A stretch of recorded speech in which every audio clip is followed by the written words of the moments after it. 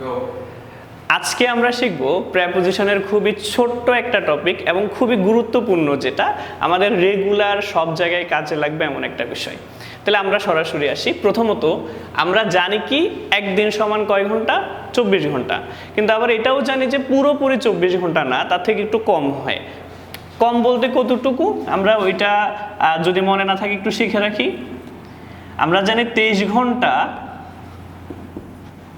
56 minute 4.09 second.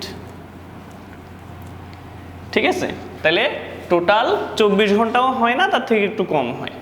আচ্ছা, এই যে 23 ঘন্টা বা 24 ঘন্টা যেটাই হোক, এই 24 ঘন্টার একটা দিনকে কয় ভাগে ভাগ করা হয়? ঠিক আছে, এই কয় ভাগ বা কয় প্রহরে ভাগ করা হয়, এইটা থেকে দেখা যায় এই প্রহরগুলা থেকে সব সময় আর্টিকেল প্রেপোজিশন আসে পরীক্ষায়, কিন্তু দেখা যায় আমরা মনে রাখতে পারি না। ঠিক আছে, তো সেই কারণে আজকে আমরা কি করব, এটাকে একদম সহজভাবে কিভাবে শেখা যায় এবং কতটা মানে একদম ইজিলি মনে থাকবে এইভাবে আমরা শেখার চেষ্টা করি। তাহলে আমরা এই 24 ঘন্টার দিনকে আসলে কয় ভাগে ভাগ করছে, সেটা হচ্ছে টোটাল 8 ভাগে। ঠিক আছে, কয় ভাগে?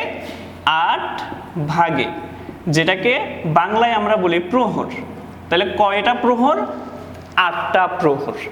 তো পরীক্ষায় আসে অনেক সময় বাংলায়, বিশেষ করে অ্যাডমিশন টেস্টে বা এই ধরনের ওই মানে প্রতিযোগিতামূলক পরীক্ষাগুলোতে, যে এক প্রহর সমান কয় ঘন্টা। তাহলে আমরা সিম্পলি চিন্তা করতে পারি 8টা যেহেতু ভাগ, তাহলে এক প্রহরে কয় ঘন্টা হবে? 3 ঘন্টা। 3 8 24।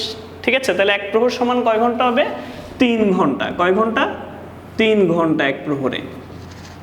আচ্ছা, তাহলে এবার আসি আমরা প্রহরগুলো কি কি। প্রথমে হচ্ছে ডন, মানে হচ্ছে যেটাকে আমরা বলি ভোরবেলা। ঠিক আছে, অনেকেই ডিরেক্ট আমরা প্রহরে সকাল বলে ফেলি, না, প্রথমে আগে কি আসে? ভোরবেলা। ভোরের পরে কি আসে? মর্নিং বা সকাল। এরপরে কি আসে? নুন, মানে দুপুর। এরপরে কি আসে? আফটার নুন। এই আফটারনুনের পরেই সবার ভুলটা হয়। আফটারনুনের পরে হচ্ছে কি আসলে অনেকেই মাথায় যেটা চিন্তা করে ইভিনিং, না, আফটারনুনের পরে আসে ডাস্ক। কি আসে? ডাস্ক। ডাস্কের পরে কি আসে? ইভিনিং। আচ্ছা, এখানে ডাস্কের অর্থ কি? ডাস্কের অর্থ হচ্ছে গোধূলি।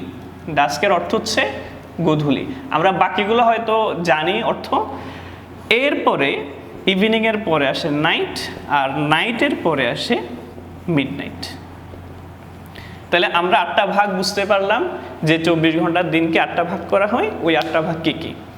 এখন আসে এদের ক্ষেত্রে প্রেপোজিশন কোনগুলা বসে, মানে এটা কি ইন দ্য মর্নিং হবে, না অ্যাট দ্য মর্নিং হবে, অ্যাট ডন হবে, না ইন ডন হবে? বেশিরভাগ অ্যাট ইনের মধ্যে সবার একটা কনফিউশন লেগে থাকে।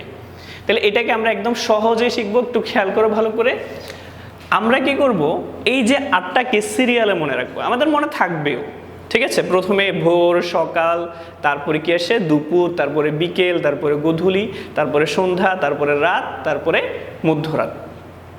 তাহলে এটা আমাদের সিরিয়াল বাই মনে থাকবে। শুধুমাত্র ডাস্টটা অনেকের প্রবলেম হয়, এটা একটু খেয়াল রাখতে হবে। এখন সিরিয়ালে কি করব, আমরা এভাবে বসাবো, at in, at in, at in, at at. ঠিক আছে, মানে এই যে 8টা ভাগ, এদের প্রেপোজিশন কিন্তু একেবারে একটা সিকোয়েন্সে বসে। প্রথমে অ্যাট, পরেরটাই ইন, পরেরটাই অ্যাট, পরেরটাই ইন, এভাবে করে আসে। শুধুমাত্র নাইট এবং মিডনাইটের আগে দুইটাই কি বসে? অ্যাট বসে। তাহলে আমরা প্রথম 6টা প্রহর কিন্তু অ্যাট ইন, অ্যাট ইনে, অ্যাট ইনে পাচ্ছি, শেষের দুইটা অ্যাট অ্যাট। একইভাবে এদের আর্টিকেল কি বসে? Cross the, cross the, cross the, cross cross. তার মানে যদি এই জায়গা থেকে আমাদের আর্টিকেল প্রেপোজিশন, বিশেষ করে দুই জায়গায় কিন্তু এটা প্রশ্ন হতে পারে। তাহলে প্রশ্ন হলে আমরা আশা করি একদম স্মুথলি বুঝতে পারতেছি যে প্রথম 6টা আমরা অ্যাট ইনে নিব, পরের দুইটা অ্যাট অ্যাট, আর আর্টিকেলের ক্ষেত্রে প্রথম 6টা ক্রস দা, ক্রস দাতে যাবে, শেষের দুইটা ক্রস ক্রস। তো এখন এটা বিষয়টা ইজিলি কিভাবে মনে থাকবে দেখো। যদি তোমাকে জিজ্ঞেস করো আফটারনুন এর আগে গ্যাপ দিছে, প্রেপোজিশন বসাতে হবে, তাহলে তুমি কাউন্ট করো আফটারনুন কয় নাম্বারে আসে। আমরা জানি প্রথমে ডন, তারপরে মর্নিং, তারপরে নুন, তারপর আফটারনুন, মানে 4 নাম্বার। তাহলে এবার অ্যাট ইন দিয়ে কাউন্ট করো, প্রথমটা অ্যাট, পরেরটা ইন, পরেরটা অ্যাট, পরেরটা ইন, তাহলে আফটারনুনের আগে আসতেছে ইন। আর ইনের সাথে সিম্পলি মনে রাখতে পারো, ইনের সাথে দা হয়, অ্যাটের সাথে ক্রস হয়। ঠিক আছে, তাহলে এই যে 8টা ভাগ, এই 8টা ভাগ কিন্তু তোমরা সবসময় ফেস করো, এবং এইটা দেখা যায় আর্টিকেল, প্রেপোজিশন বা মানে বিভিন্ন জায়গায় এটার প্রয়োগ আছে, ব্যবহার আছে। তো আমরা আশা করি এই বিষয়টা বুঝতে পারছি। ঠিক আছে, আশা করি এরপর থেকে আমাদের আর এই 8টা ভাগে কোনো প্রবলেম হবে না। ঠিক আছে, সবাই ভালো থাকবে, আল্লাহ হাফেজ।